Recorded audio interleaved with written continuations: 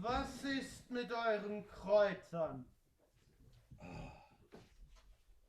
Ja, die Kräuter in diesen Rauhnächten. So wollen wir jetzt beginnen. Was habt ihr alles drin? Wacholder, Thymian, Salbei, Lorbeer und Rosmarin.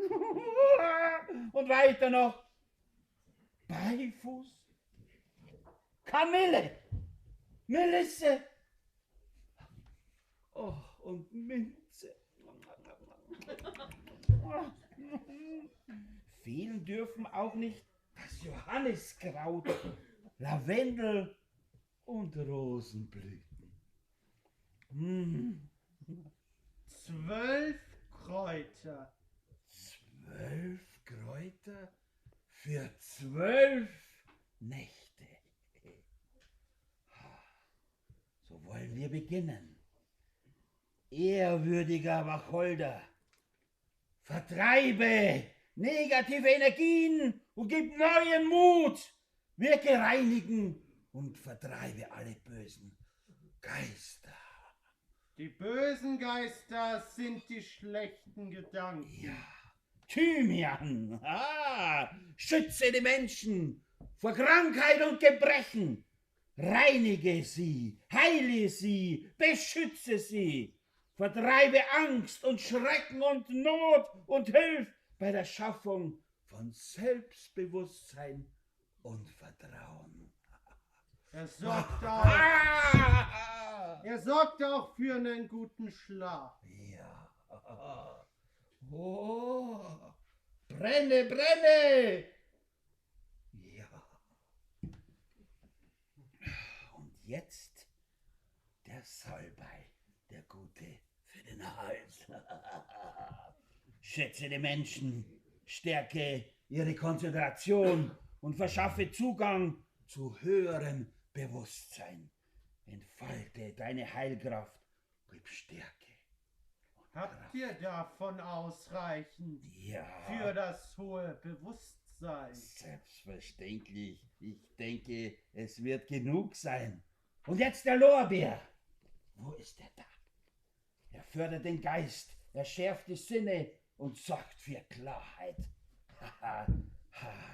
Ja, Lorbeer, sorge für Wachheit und körperliche Leistung. Deine Kraft sei stets von Erfolg gekrönt.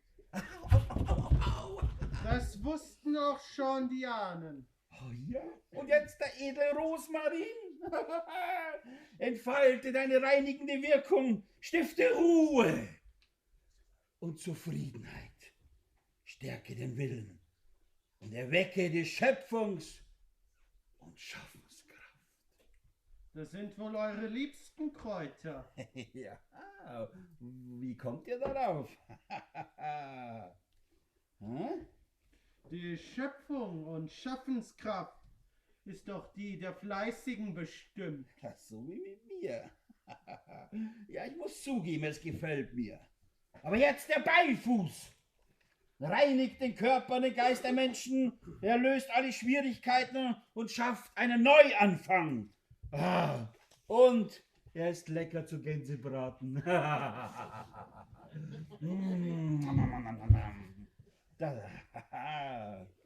Das gefällt dir, oder? Ja, das gefällt mir, aber macht weiter. Ach, Tinne, die Nächte sind lang und auch wieder kurz. Oh, die Kamille hilft den Menschen auf vielfältige Art. Er vertreibt Ärger und Wut und Trauer, besänftige und sorge für einen Ausgleich der Gemüter. Aktiviere die Selbstheilungskräfte und sorge für wohltuende Entspannung. Schenken den Menschen innere Ruhe. Davon kann es nie genug geben. Ja. Und nun die wohltuende Melisse. Entfalte deine Wirkung bei schlechtem Schlaf und beim krummen. Ruhige und schenke neue Abwehrkräfte, neue Energie. Oh, sie darf mir nie fehlen, vor allem für mein Bäuchlein. Das wäre auch gut für meine Nerven. Ja. Und jetzt die Minze. Die Minze. Oh. Riech mal, Minze. Sie schärft den Geist. Sie beruhigt die Nerven und sorgt bei Niedergeschlagenheit für Trost und Aufmunterung.